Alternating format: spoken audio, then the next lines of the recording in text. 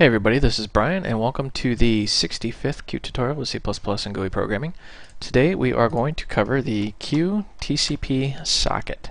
Now, I should say we're actually going to cover part of it. This is a pretty big and complex class, and I don't want to make some 30-40 minute tutorial and over inundate you with data. So we're just going to take this in small, easy to digest chunks. So today we're going to cover the basics. And I've got a command prompt, and I'm going to show you how to use Telnet. If you've never used it, and you're on a Windows 7 or a Vista machine, you're going to have to actually install it. You go to Control Panel, Programs, turn Windows features on or off, and then make sure Telnet client is checked. If you're on XP or Linux, that's probably already installed. But anyways, just type, Telnet. Notice how the command prompt changes. The syntax is open, and then just give it a web server name, and then the port. And notice how nothing really seems to happen, but we are connected. If we hit enter a few times, we get this. And that's what security experts and hackers call a banner grab. Really what it does is it just sends an erroneous request to the web server. The web server responds with a 400 bad request, and basically it says the server type and the content length and some basic HTML here.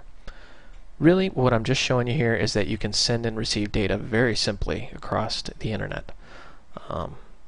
So this is essentially what we're going to do today, is do a simple banner grab. Let's open Qt and let's go to a console. We'll call it socket test. Put it in the usual place.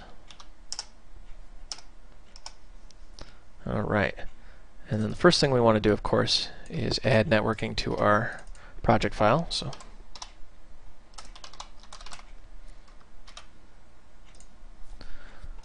that way Qt Creator knows that we want to work with the networking module. And then we'll add a new class file here. Call it socket test. Of course we want the base class to be QObject. And we need to add a few includes here, so we'll say include QTcpSocket and include QDebug. And we're going to make a very simple function here, and we're just going to call this connect.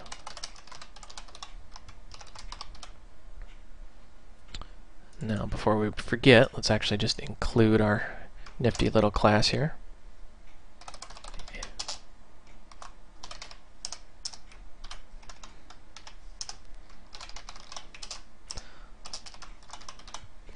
And I'm going through this rather quickly because we've covered this through 60 some odd tutorials so far.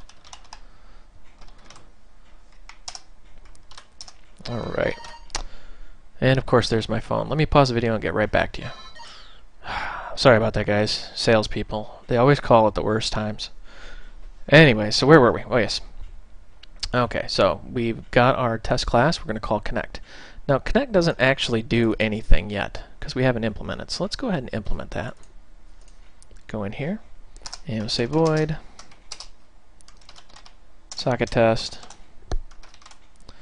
connect. Alright.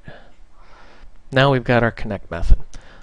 Now what you saw me do with the telnet prompt is we did four things effectively. We connected, we sent data, got data, and then closed the connection. So we need to do those four simple things, and we're going to do them hopefully very simply in an easy to understand manner. First thing we need to do though is actually make a socket. So we'll say QTcpSocket. We'll call it socket. Now we have an object to work with. Let's go back in here. So we'll say socket equal new QTcpSocket.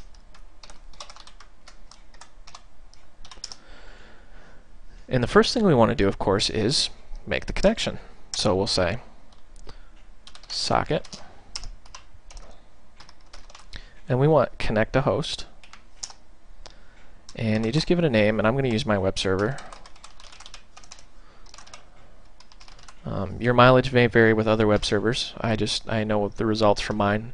For example, if you try to use Google, Google will not respond to banner grabs 99% of the time. It will just not respond at all. Alright, so we are connected, so we think. Here's the tricky thing with socket programming. You have to test every little statement because you don't really know what's going to happen. So we have to say if socket, wait for connected, and give it a number of milliseconds. We'll wait, 3,000 milliseconds or 3 seconds. And we'll say QDebug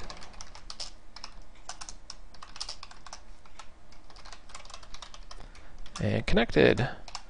Now, that's if something went really good. What if something goes really wrong?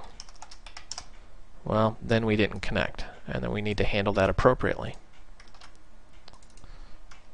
Not connected.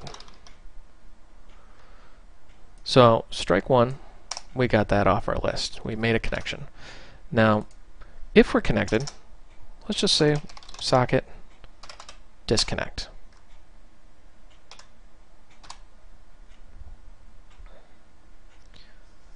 Pretty simple to do. Actually, I'm sorry, it's not disconnect, it's close.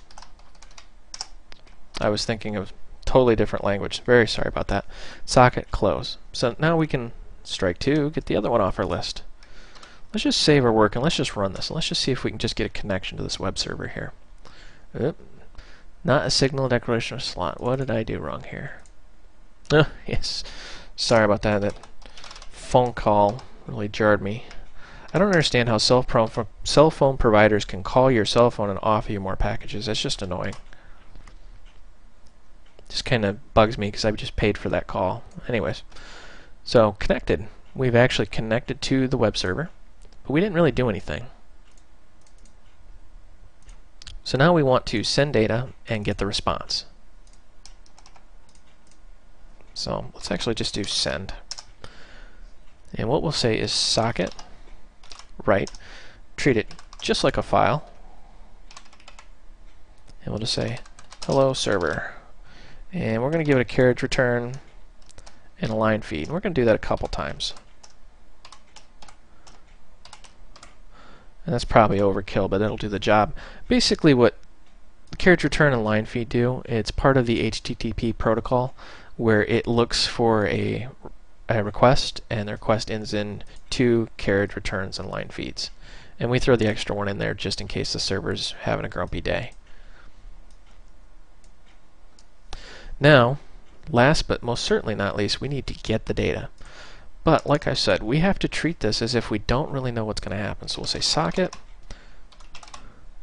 wait for bytes written, and let's wait 1 second, because we have data and we have to send it halfway across the world to the web server. So that's going to take time, so we're going to wait for that to happen. Now this is a very unprofessional program, I'll admit that right now. I'm just showing you the basics and the theory behind all this and why you do things. Now that we've sent the data, we need to wait for the response. So we're going to say socket wait for ready read, and let's just wait 3 seconds for that. Now if you're wondering why I'm using these massive times, I mean on networks 3 seconds is an eternity, I'm just showing you that there is a little bit of lag time between sending and receiving. And then we'll say QDebug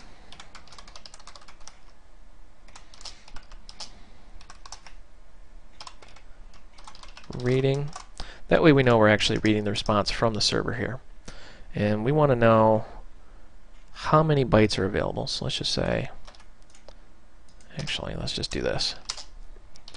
Socket bytes available. That way we know how many bytes are coming back from that server. Let me scroll over so you can see that. Alright. And then we're just going to do a QDebug, and we're going to say socket read all. So rather than doing anything fancy and doing any parsing, we're just going to read the entire buffer. And there is the last one off our list.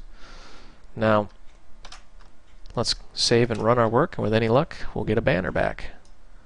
And sure enough, connecting, reading 224 bytes, and here is the response from the server. So we've effectively done the same thing that we did in the Telnet application, just we've done it using Qt. Now, if you're like me and you have a firewall program, your firewall is probably lighting up like a Christmas tree. So I'm going to go over some general debugging tips. If you're trying to connect to the server and it just never connects, make sure you've got the host name right and make sure you've got the port right. And when in doubt, whoops, let me actually open up a command line here. In case you skip the primer, when in doubt, do an NS lookup. Help if I could spell lookup on the server you're trying to connect to. And this authoritative answer right there, let's actually mark that, that's the IP address. So if you're having trouble getting it through the name, in my case voidrums.com, try doing it through the raw IP address and it does the same thing. It just skips the DNS resolution. Let's see here. If you send data and never get a response back, you have to remember some servers are just very picky. Like, let's actually try Google.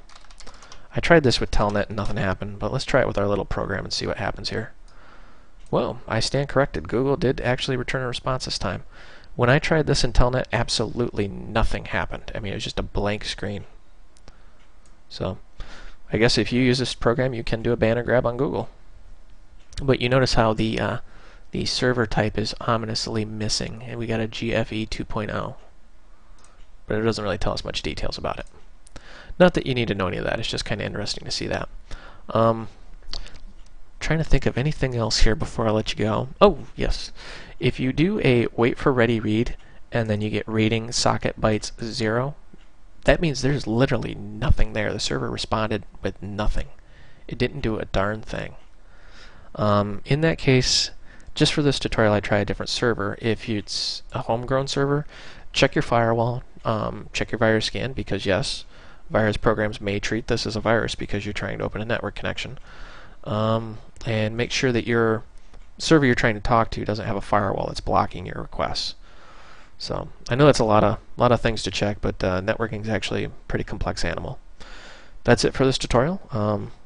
Hopefully there'll be more. I am still studying for my tests, so my time's pretty limited, and I gotta whip these out pretty quick. So I am looking forward to any requests you guys have for videos, because after I'm done with this test, I am done with certifications for a while.